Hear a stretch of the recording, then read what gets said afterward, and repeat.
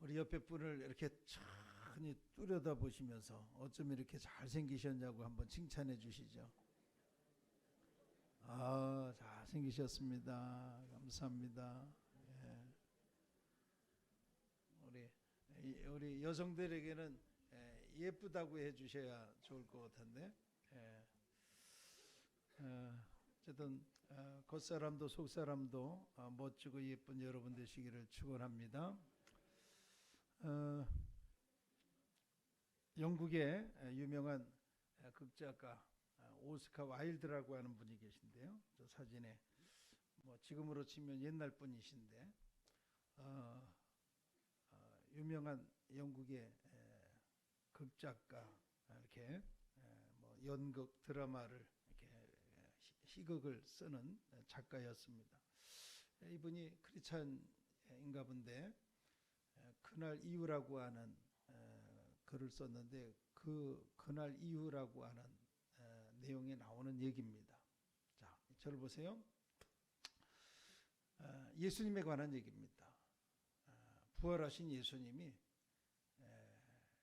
이제 좀 사람들을 만나기를 원하셔서 여기저기 다니시는 가운데 어느 한 사람을 만났는데 깜짝 놀랐어요.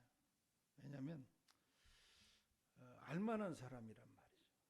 그런데 완전히 폐인이 돼가지고 손을 떨면서 다른 사람들에게 구걸을 하는데 어디서 많이 보던 사람이에요. 그래서 가까이 다가가서 보니까 세상에 바디메오라고 하는 사람이에요. 성경에 나오잖아요. 나면서 소경이었는데 예수님이 고쳐주셨단 말이죠. 그럼 소경이기 때문에 구걸하고 불행하게 이렇게 살던 바디메오가 눈을 떴으니 더 이상 뭘 더 바라겠어요.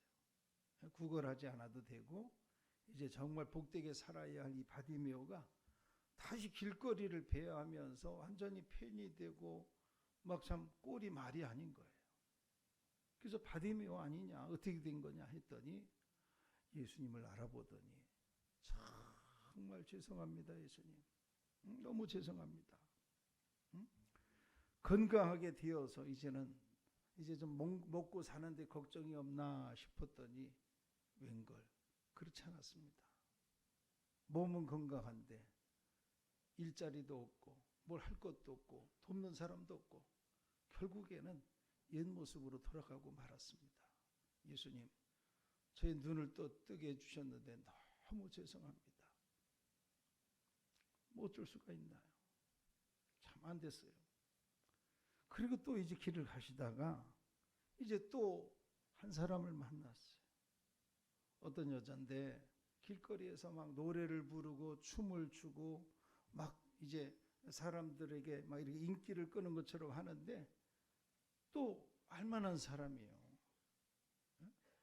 그 모습을 보니까 또 주변에 있는 사람들이 뭐 춤을 추고 막 하니까 이렇게 남자들이 희롱을 하고 막 놀리기도 하고. 그 예수님이 보니까 아니 막달라 마리아예요. 귀신 들렸다가 예수님 만나고 고침받고 은혜 받고 예수님 어디 가든지 같이 가겠습니다. 예수님 따라다니면서 십자가 죽으실 때도 그 밑에까지 따라왔던 그 막달라 마리아가 아니 길거리에서 남자들이나 유혹하고 춤을 추는 이런 모습으로 되었다니 너무 기가 막힌 거예요. 마리아, 막달라 마리아 아니냐? 고개를 들 수가 없어서 예수님 너무 죄송합니다. 정말 그 모습을 보고 너무 안타까움에 이렇게 지나가시는데 또 한 사람을 만났어요. 막 얼굴이 피터성이가 되고 정말 남루한 옷을 입고 거지가 따로 없어요. 그런데 사람들에게 막 해코지를 하고 말이죠. 막 이렇게. 자세히 보니 이 사람도 실로암에서 눈을 뜨게 해준 이렇게 소경 그 실로암에서 눈을 뜬 그 사람이에요. 예수님을 알아보더니 너무나 죄책감에 미안합니다. 죄송합니다. 송구합니다. 예수님. 예수님이 눈을 뜨게 해주셨을 때는 뭐 좋고 기뻤는데 세상살이가 그렇게 만만치 않았습니다. 또 이렇게 됐습니다. 오스카 와일드라고 하는 사람이 이제 꾸며낸 얘기지만은 그런 이야기를 이렇게 썼단 말이죠. 자, 그 이야기를 이렇게 보면서 예수님을 만나고 병 고침을 받고 새 사람이 되고, 야, 이제는 저 사람 참 좋아졌다, 달라졌다, 이렇게 기대를 했었는데 여전히 과거로 다시 돌아간 모습 속에 예수님이 너무 안타까워하시면서 실망하셨다는 그런 이야기거든요. 자, 이 이야기를 우리가 이렇게 보면서 이게 지금 남의 얘기인가? 어찌 보면 내 얘기도 아닌가? 나의 모습은 아닌가? 우리가 예수님을 믿고 구원받았다. 또 어떤 은혜를 받았다. 정말 이제는 예수님밖에 없다. 이렇게 해놓고 여전히 또 과거로 돌아가고 옛사람으로 돌아가는 그런 모습이 남 얘기가 아니라 내 모습은 아닌가? 물론 우리가 이렇게 주일을 맞이해서 예배드리러 교회에 왔으니 겉모습으로서는 뭐 이상이 없겠지만 정말 우리들의 속사람이, 내 가치관이, 인생관이 예수님을 만난 이후로 정말 완전히 변화가 되었는가? 복을 달라고 교회는 오고 예수님을 믿지만은 그냥 종교 생활하고 있는 것은 아닌가? 우리 자신을 좀 살펴보는 이야기인 것입니다. 그래서 정말 우리가 그리스도 안에서 옛사람이 벗어지고 새 사람이 된다는 것이 얼마나 어려운가를 보여준다는 거죠. 네. 그러나 여러분, 정말 이것이 불가능할까요? 정말 새 사람 되는 것이 정말 힘들고 어렵지만 불가능할까요? 저는 그렇지 않다고 봅니다. 왜냐하면 성경의 수많은 이야기는 불가능을 가능케 한 하나님의 은혜와 능력으로 기적과 같은 이야기들이 가득 차 있습니다. 믿으시기 바랍니다. 성경은 기적의 책입니다. 우리들의 상식으로, 이성으로 이해할 수 없는 놀라운 이야기가 이 성경 속에 가득 채워 있어요. 그래서 어떤 분이 이렇게 얘기를 했습니다. 성경을 읽으면 도무지 이해가 안 되는, 정말 이건 상식 이하다, 어떻게 이런 일이 있을까 하는 것은 좀 빼놓자. 왜? 받아들일 수 없고 이해가 안 되니까 그냥 성경책을 그냥 찢어버리듯이, 이거는 믿을 수가 없어, 이런 일이 결코 없지 하면서 그렇게 한 장, 두 장, 창세기부터 요한계시록까지 상식이 아닌 도저히 이해할 수 없는 이야기를 다 뜯어낸다면 성경은 앞장하고 뒷장, 표지만 남을 것이다, 이런 얘기를 했어요. 여러분, 성경은 우리 그리스도인들의, 기독교인의 그냥 하나의 경전이라고 그렇게 생각하면 안 됩니다. 불교에 불경이 있듯이 기독교는 성경이 있다, 그 수준으로 봐서는 안 되는 거예요. 예?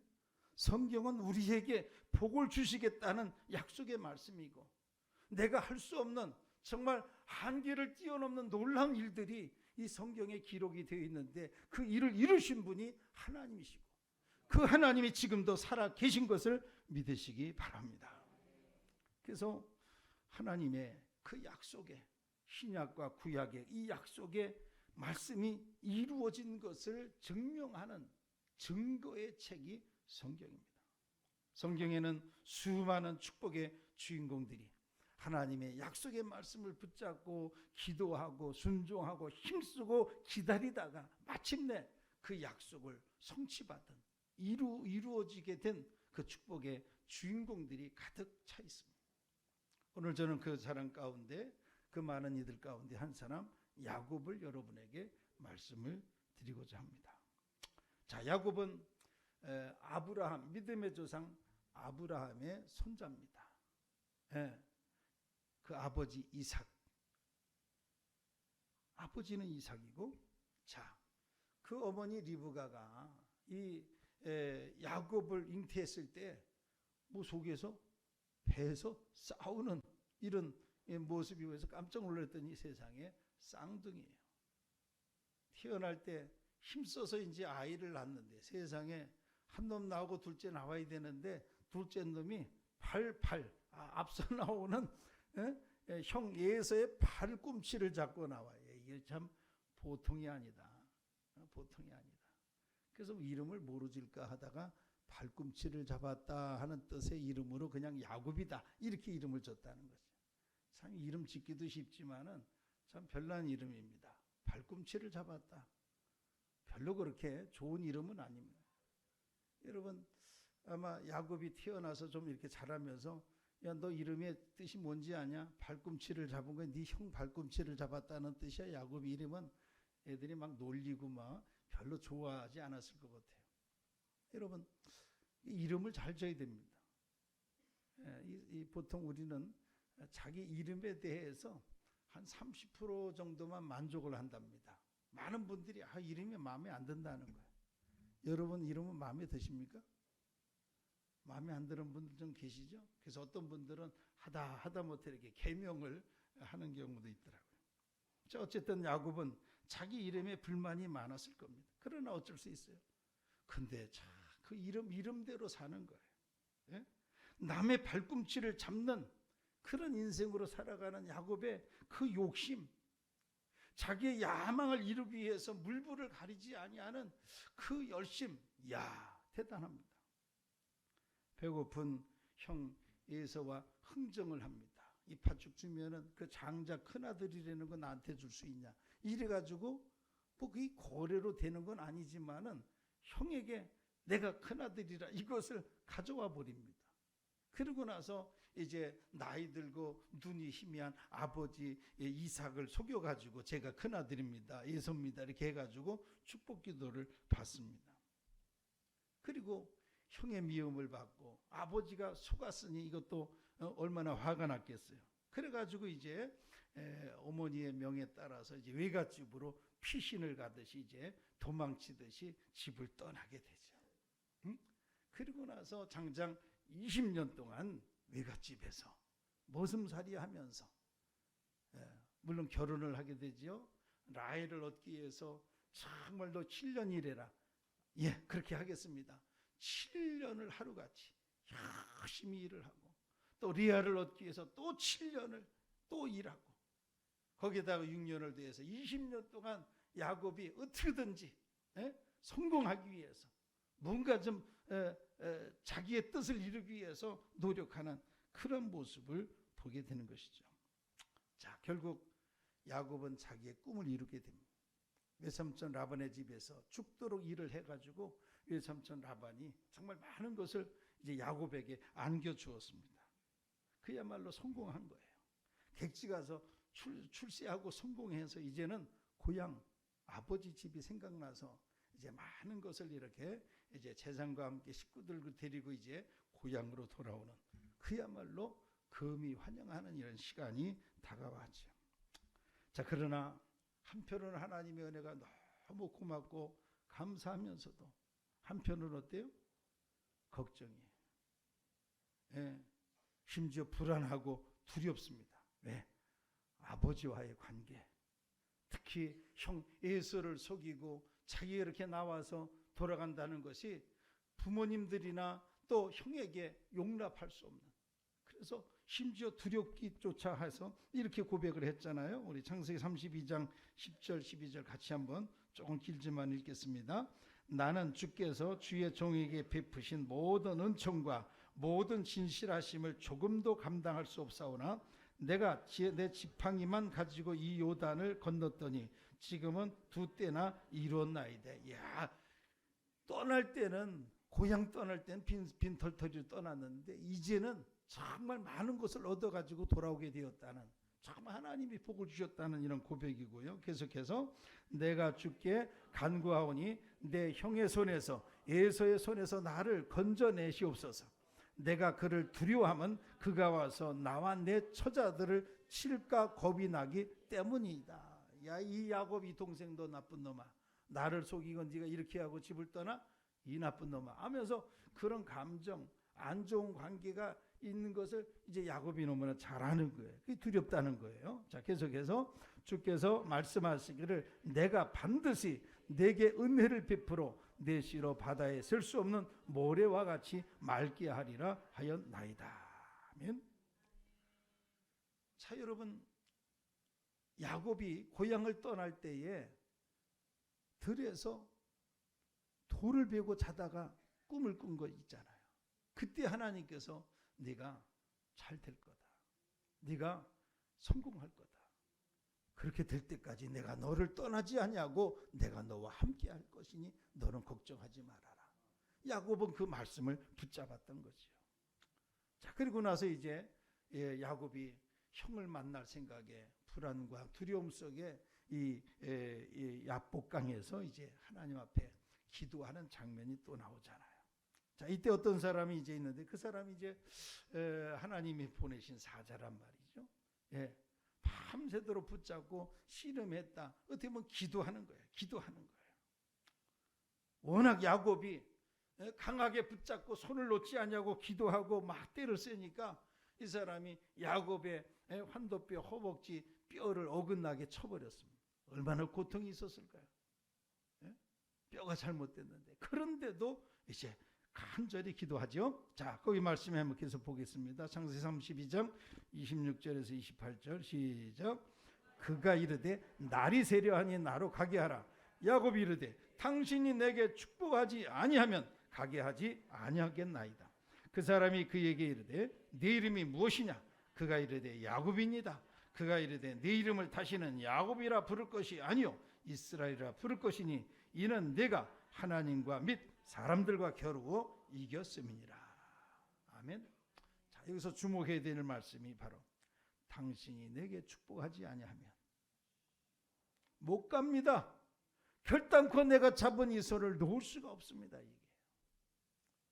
자, 그러면 야곱이 구하는 그 사람이 하나님의 사자인데 하나님께 복을 달라고 그렇지 않으면 내가 이 손을 못 놓겠다고 부르짖는 이 복의 내용이 뭐냐 말이죠.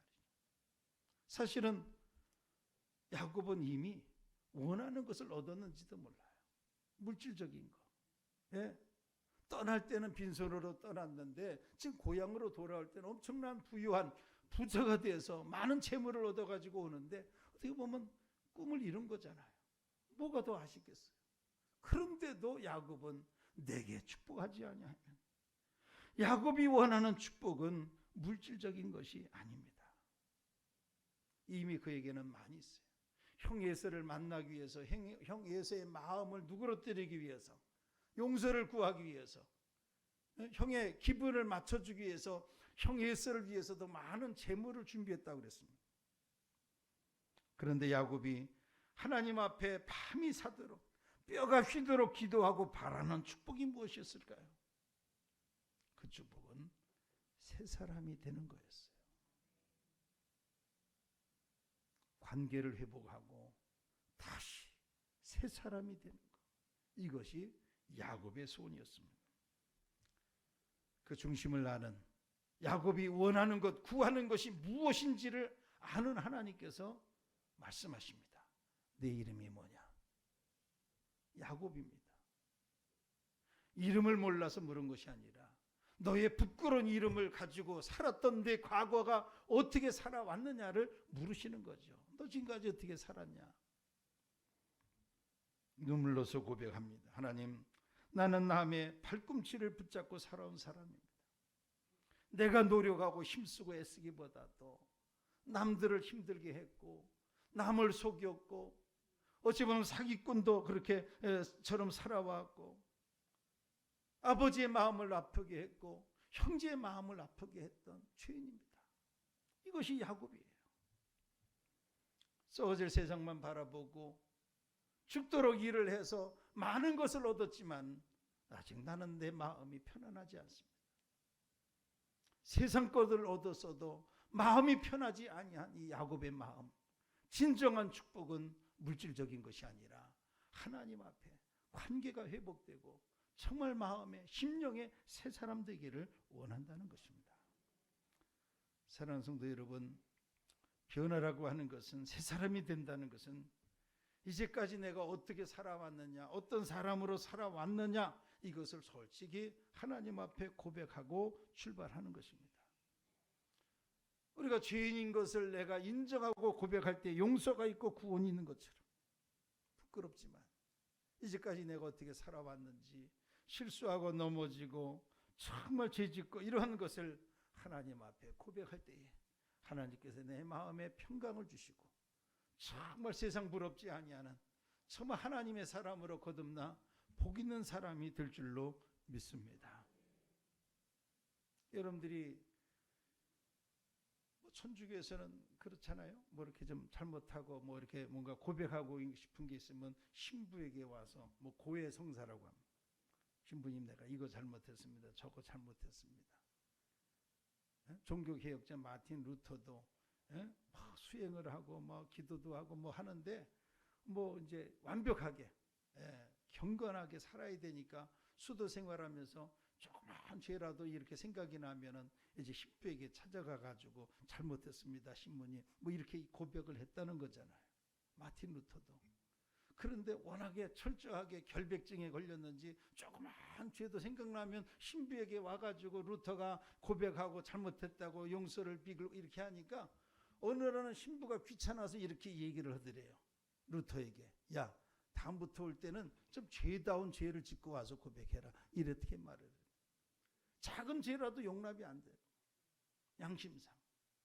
사랑하는 여러분, 하나님 앞에 마음의 불편함이 있고 좀 내가 실수하고 넘어진 이런 뭔가 해결되고 싶은 불안한 요소가 있다고 하면 여기는 목사에게 찾아올 것도 없고, 여러분 하나님 앞에 진솔하게 기도하시면 하나님께서 여러분 마음에 평강을 주시고 용서의 손길로 만져주시고 이제는 이제는 네가 새 사람이 되었노라고 진정한 복을 주실 줄 믿습니다.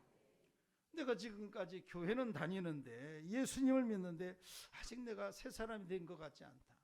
뭔가 하나님과의 관계에서 내가 껄끄러운 게 많고 숨기고 싶은 게 많고 마음이 편안하지 않고 뭐 이렇게 뭔지 모르게 두려운 생각이 든다. 여러분 그렇다면 하나님 앞에 기도하시기를 바랍니다. 우리가 잘 아시는 대로 고린도후서 5장 17절 같이 읽겠습니다.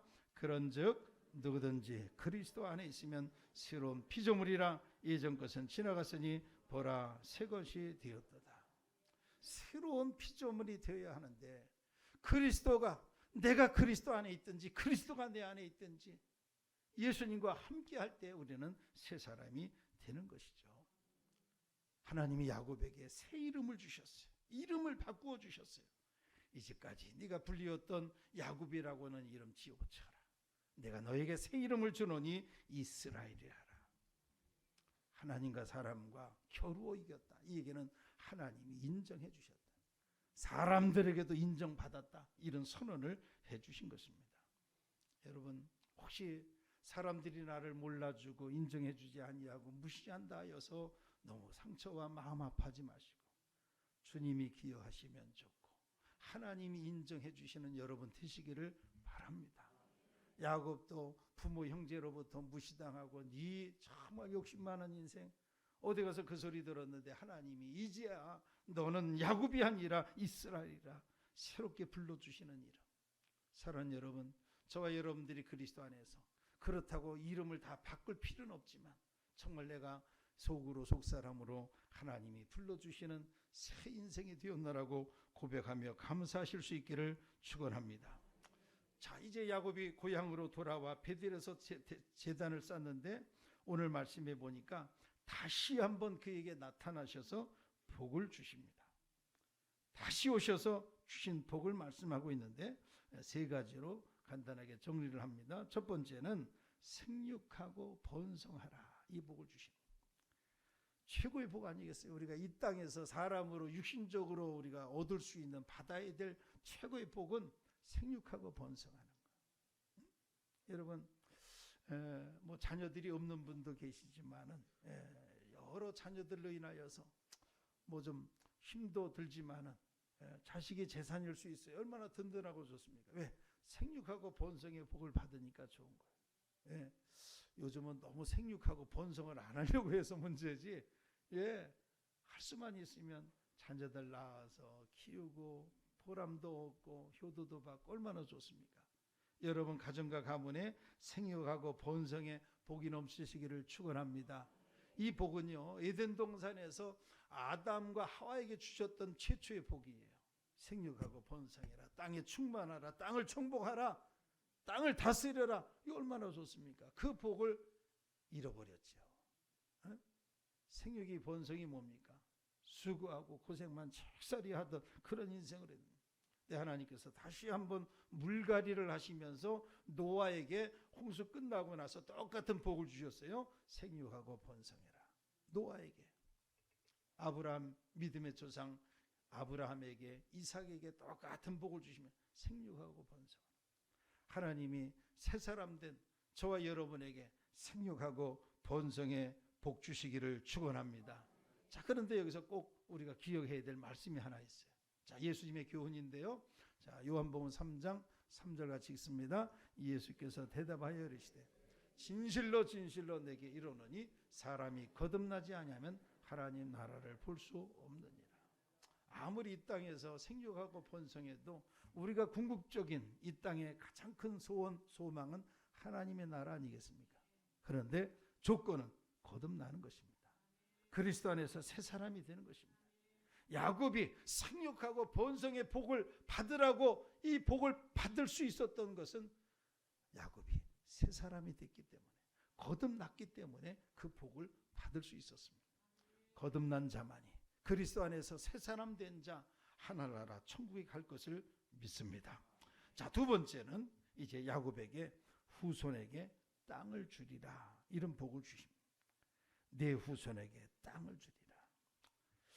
자, 자식 후손 잘 되는 거 누가 바라지 않는 사람이 어디 있겠습니까? 정말 자식 잘 되는 것은 정말 내가 못 먹고 못 써도, 내가 좀 힘들고 어려워도 어떻게든지 자식들 잘 되라고 다 주고 싶은 마음, 주고 싶은 것이 부모의 마음입니다. 그러나 자식 잘 되라고 부모가 기도하고 바라고 원하지만은 잘 되도록 진짜 복 주시는 분은 하나님이신 것을 믿습니다. 야곱이 오늘 엄청 복을 받았는데 착각하면 안 되죠.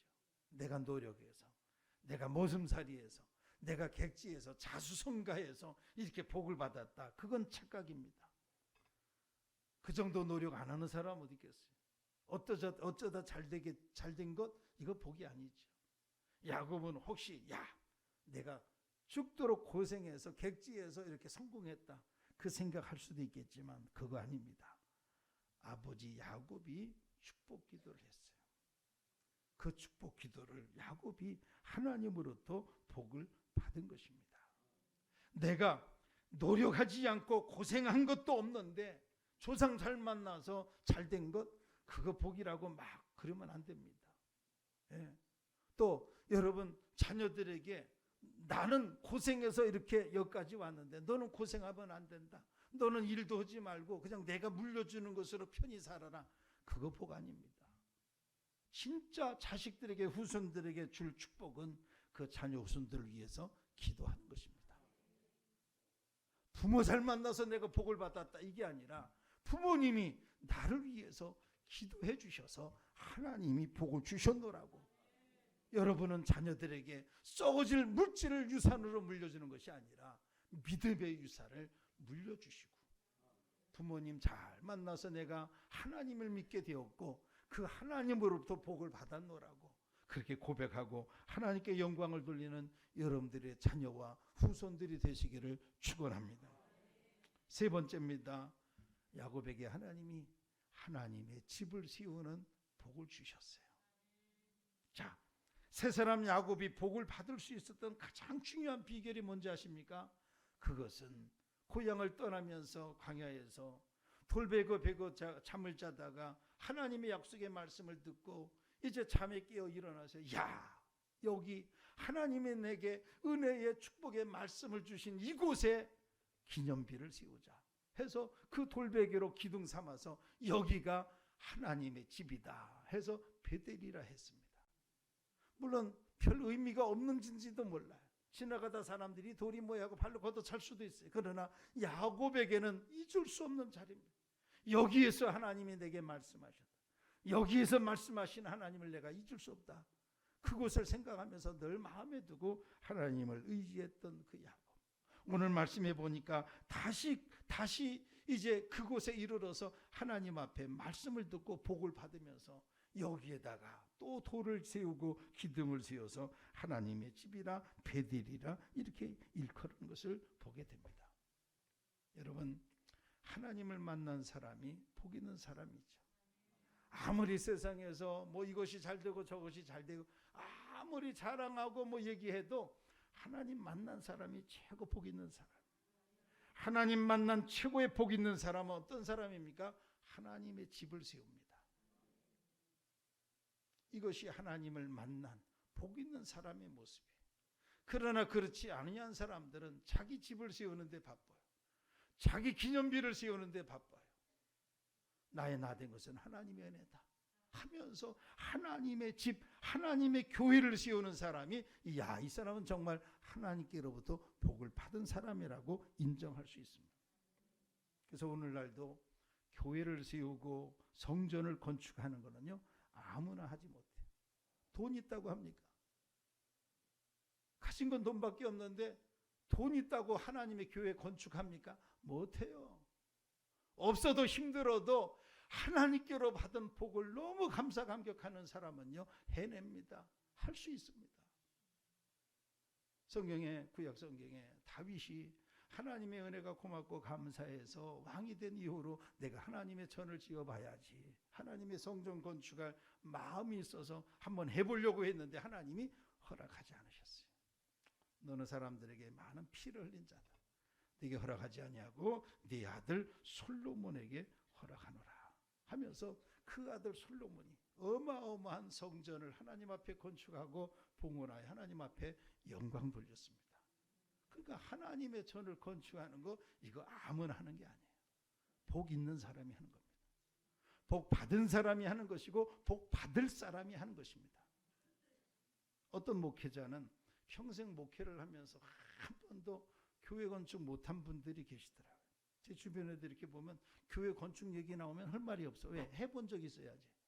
그런데 저는 왜 은혜인지 왜 하나님의 뜻인지 지금 3번째 이렇게 크게로 말하면 저 충북 단양에서 시골에서 목회할 때 조그마하게 교회하고 사택을 접었어요. 경기도 과천에서 목회할 때 1100평 지하 3층 지상 6층 그 건축하는데 제가 참여를 하고 쓰임을 받아요. 이제 우리 서강교회 와서 이렇게 어떻게 보면 3번이나 하나님의 교회를 건축하는 복을 받았습니다. 힘들고 어렵지만 아무나 하는 일이 아니기 때문에 저는 복을 받았다고 믿습니다. 사랑하는 여러분들도 복을 받은 분들이십니다. 오늘 야곱이 복을 받은 결정적인 이유는 하나님의 집을 세우고 하나님과의 관계를 가까이 하다 보니까 하나님이 야곱을 잊지 아니하시고 복을 주시는 거예요. 사랑하는 여러분, 우리 서강교회 건축 역사에 동참하신다는 것은 큰 영광이고 이미 복 받은 사실인 것을 믿으시기를 바랍니다. 우리의 마음이 어디에 있느냐, 이게 굉장히 중요해요. 내 마음이 지금 어디에 가 있느냐. 여러분들 지금 여기 이 자리에 앉아있지만 더 같은 시간 같은 자리에 앉아있지만은 어떤 분은 마음이 각양각색일 거예요. 오늘 오후에는 여기 가야지 저거 해야지 누구 만나야지 어떻게 뭐 이런 계획들이. 그래서 몸은 여기 있지만 마음은 또 딴 데 가 계신 분들이 계신지 모르겠어요. 자, 그런데 마음이 어디에 있느냐, 거기에 이제 우리의 핵심인데 예수님이 그런 말씀을 한번 읽어보겠습니다. 마태복음 6장 20절 21절 시작.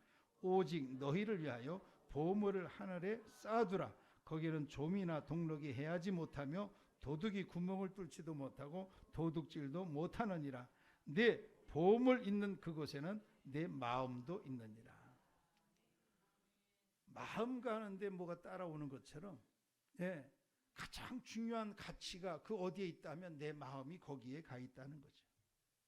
우리의 보물은 무엇인가? 나의 보물은 무엇인가? 우리의 보배는 예수 그리스도인 줄로 믿습니다. 하나님의 교회의 주인은 하나님이십니다. 교회의 머리는 예수 그리스도이십니다. 하나님은 교회에 마음을 두고 사는 성도들을 기뻐하시고 복 주셔요. 우리가 성공하고 복을 받으려면 정말 교회를 통해서 주어지는 예배 생활에 힘쓰고 또 하나님 만나기를 기뻐하고 하나님 가까이 하기를 힘쓰고 기도를 통해서 하나님과 대화를 나누는 것을 좋아할 때 하나님은 우리를 기뻐하시고 복 주십니다. 자, 말씀을 끝으로 하나 읽고 마치겠습니다. 우리 시편 73편 27절 8절 시작.